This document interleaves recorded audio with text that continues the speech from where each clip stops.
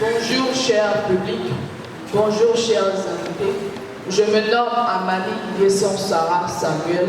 Je suis en classe de terminale D au lycée moderne de Koumassi. Et mon équipe est constituée de Wadja Mouzi, élève en classe de terminale A2, Ndri Wadjo 6, élève en classe de terminale D, et Kwasi Christian, élève en classe de terminale D. Et le thème qui nous est soumis aujourd'hui est le suivant. L'Afrique est-elle le mendiant du monde? Le mendiant se définit comme quelqu'un qui quémande toujours, quelqu'un qui a toujours la main en dessous, en train de demander aux autres, demander de l'aide, demander à ce qu'on vienne lui offrir quelque chose. Et nous remarquons depuis quelque temps que l'Afrique demande beaucoup de choses. Même nos infrastructures, c'est les autres continents, les autres pays qui nous aident. Et aujourd'hui, il y a beaucoup d'organisations qui aujourd'hui parlent beaucoup de ce débat. Aujourd'hui, se pose toujours cette question. Comment faire pour aider l'Afrique à évoluer? Comment faire pour aider l'Afrique à sortir de sa bassesse, de son sous-développement? Et en quoi l'Afrique ne serait-elle pas mendiante du monde? Pour notre part, moi et mes coéquipiers, nous soutenons qu'effectivement l'Afrique est le mendiant du monde. Après l'intervention de notre adversaire, je laisserai toute la place à mes coéquipiers pour argumenter vraiment notre thèse. Je vous remercie.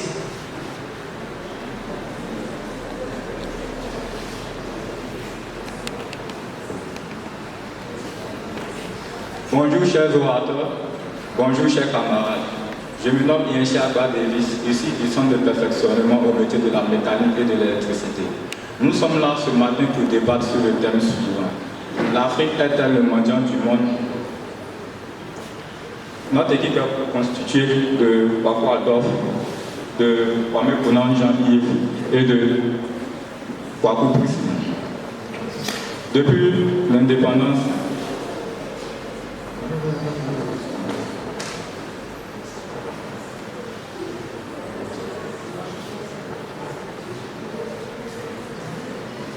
Depuis l'indépendance, les États africains ont lutté pour leur développement, notamment bien qu'aidés par les Occidentaux.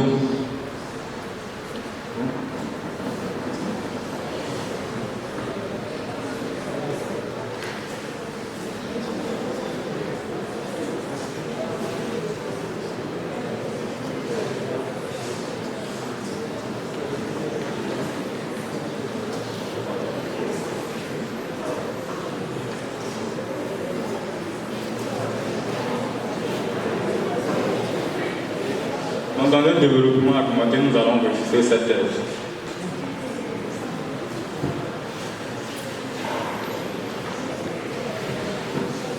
Bonjour chers publics, bonjour honorables invités.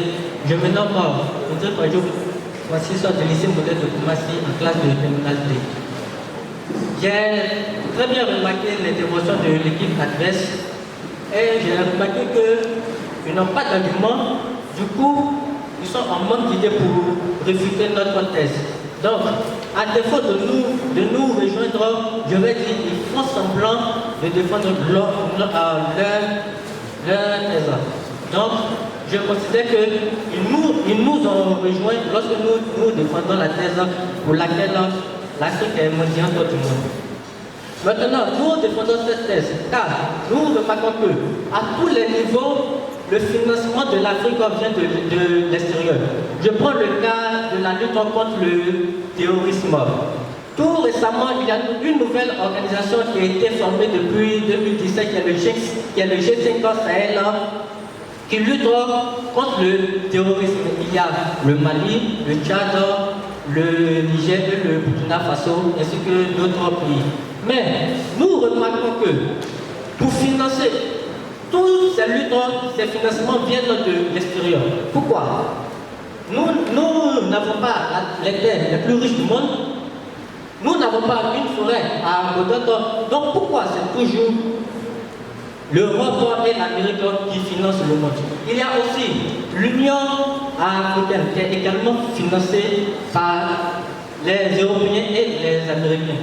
Pourquoi toujours nous? Même la fièvre hémorragique Ebola, il a fallu que des médecins de l'extérieur puissent trouver un vaccin contre la fièvre hémorragique Ebola pour venir en aide à l'Afrique. Pourquoi? Pourquoi toujours nous? Pourquoi toujours nous qui avons la main tendue? Il faut que cela suffise. Ça suffit. Maintenant, j'aimerais revenir encore sur le cas de nos infrastructures. Il y a une nouvelle ville qui a été inaugurée par le président Macky Sall, d'où il a prêté son serment. Cette ville a été construite avec l'aide des Occidentaux. Il y a le troisième pont, le troisième pont, Henri Conan Bétier. Ce pont a été financé par les Occidentaux. Même le quatrième pont qui est en construction, ça aussi est financé par les Occidentaux. Même nos simples infrastructures, pour simplement divertir le peuple, c'est tel que les stades de football.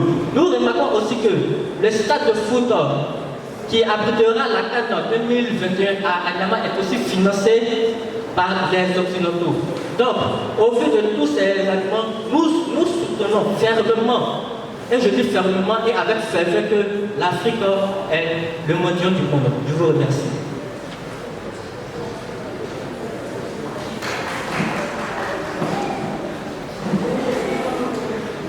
Bonjour, cher public. Je me nomme Maître Jean-Yves, du Centre de médiatorement au métier de la mécanique et de l'électricité. Venons-en faire ce que notre cher ami a dit ici. Nous savons que, franchement, le fait d'être silencieux ne signifie pas être absent. Nous avons des arguments pour débattre contre eux. Bien vrai que l'Afrique demande souvent, mais sans l'Afrique, l'Europe n'est rien. Et nos Occidentaux ne sont rien. Premier plan, nous allons d'abord sur le plan économique. Sur le plan économique, nous savons que toutes les matières premières que les Occidentaux prennent pour aller se développer viennent de l'Afrique.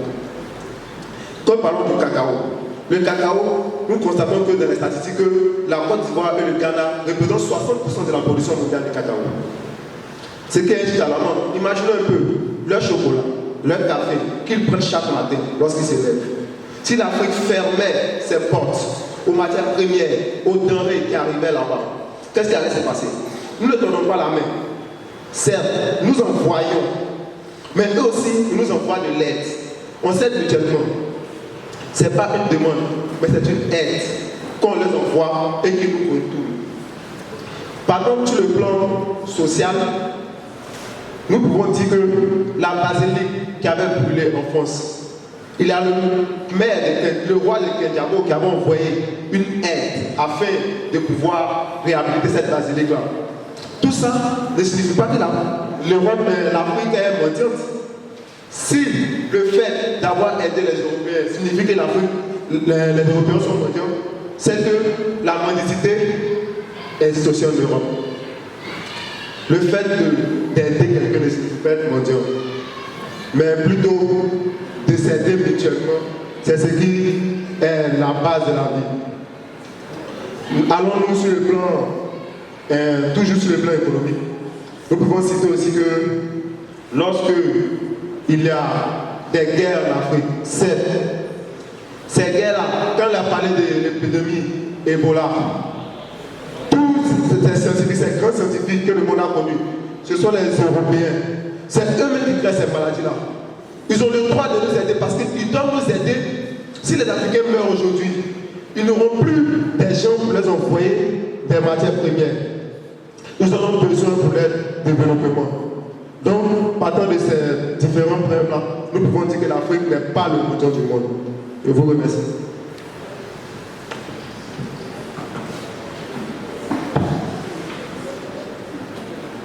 Ok. Bonjour cher public, bonjour honorables invités. Je me nomme Wadja Rosi du lycée moderne de Koumassi. Et je défends la thèse selon laquelle l'Afrique est effectivement le mendiant du monde. Je m'appuie sur des propos vraiment fermes pour pouvoir défendre cette argumentation. Je vais d'abord demander à mon adversaire ici présent. Lorsque tu as dit que ce sont les Européens qui créent ces maladies, sur quelle base t'as-tu dit cela? Parce que jusqu'à présent, je n'ai jamais vu à la télé un communiqué qui dit c'est l'Europe l'Europe qui a créé la maladie, l'Ebola, c'est l'Europe qui a créé le sida. Ensuite, tu m'as rejoint en disant que l'Afrique effectivement est mondiale, car l'Afrique demande. Effectivement, le thème d'aujourd'hui, c'est que l'Afrique est mondiale. Et mondial, c'est celui qui demande. Et demander, c'est le travail de l'Afrique. Vu qu'aujourd'hui, l'Afrique est toujours en train de demander. L'Afrique a toujours la meilleure en bas pour demander. Je vais d'abord te donner des essais. UNESCO milite plus en Afrique qu'ailleurs. Là-bas, tu dis qu'aujourd'hui, tu parles du Ghana ou de la Côte d'Ivoire qui aide. Mais quel genre d'aide? De quel genre d'aide tu parles? Si aujourd'hui on parle de l'aide et en Afrique, c'est nous qui mourrons plus de faim. Peut-être tu dis que l'Afrique est riche et que nous les aidons. Mais comment tu aider quelqu'un lorsque tu meurs plus de faim? Tu dis donner la nourriture à quelqu'un et c'est toi qui meurs plus de faim. Parce que jusqu'à présent, la PAM milite plus en Afrique que n'importe où dans le monde. L'UNESCO milite plus en Afrique que n'importe où dans le monde. Alors je ne peux pas me placer de ton point de vue. Et je remarque aussi que tu manques d'arguments. Vu que tu m'as beaucoup soutenu dans ma thèse, j'ai beaucoup remarqué que tu disais l'Afrique demande. Mais justement, moi je défends le point de vue selon lequel l'Afrique demande. Et je défends avec ferveur que l'Afrique demande. Parce que nous avons remarqué dans le monde que l'Afrique est toujours en bas. L'Afrique est toujours celle qui demande. Dans les grandes puissances, lorsque nous passons l'Afrique au niveau mondial, nous remarquons que l'Afrique est toujours derrière. Ce n'est point une aide. Lorsque tu es derrière, lorsque tu aides, vous êtes même pour égalité. Mais lorsque tu es derrière, l'on ne peut appeler ça une aide. Donc, laisse-moi te dire que l'Afrique est effectivement le mondial du monde. Je vous remercie.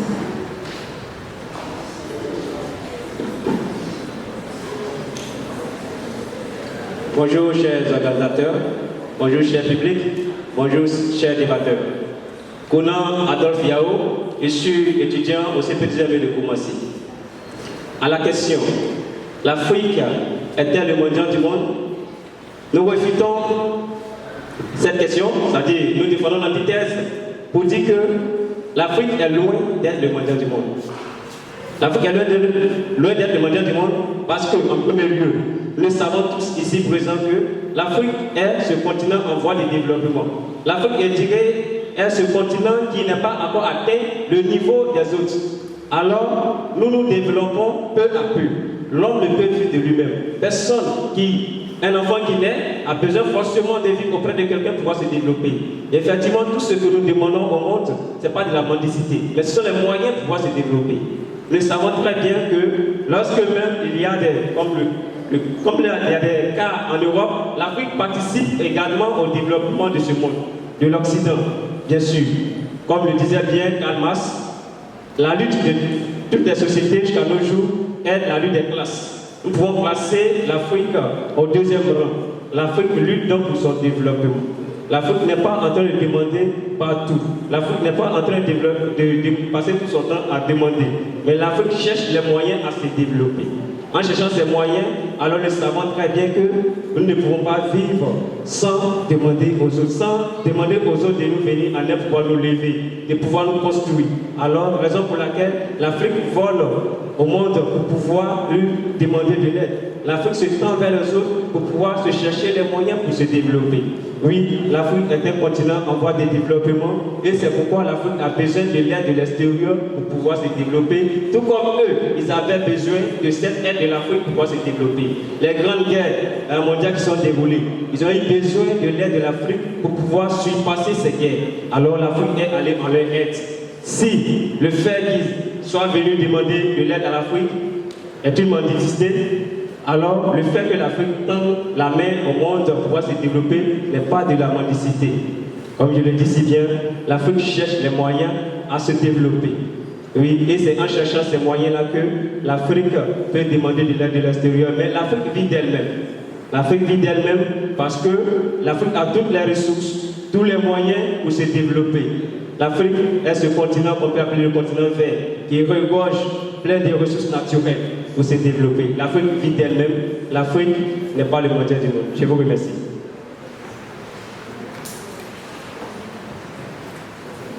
Je vous remercie tous. Bien avant de conclure, j'aimerais revenir sur quelques idées de mon adversaire. J'ai comme l'impression qu'ils nous rejoignent dans leur argumentation, dans tout ce qu'ils disent. C'est comme ça, en fait, ils nous rejoignent en fait.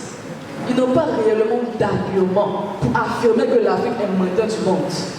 Ils parlent ici de l'Afrique qui doit demander pour pouvoir se développer. Donc là, il est d'accord avec ceux qui mendient. Il parle aussi d'un enfant qui mendie à ses parents, qui demande à ses parents et tout ça. Il demande, donc il mendie. Je pense que mes adversaires n'ont pas assez d'arguments. Et moi et mes coéquipiers soutenons notre thèse. Ah oui, nous la soutenons car elle est vraie et réelle. Et chacun de nous ici voit très bien que nous avons raison.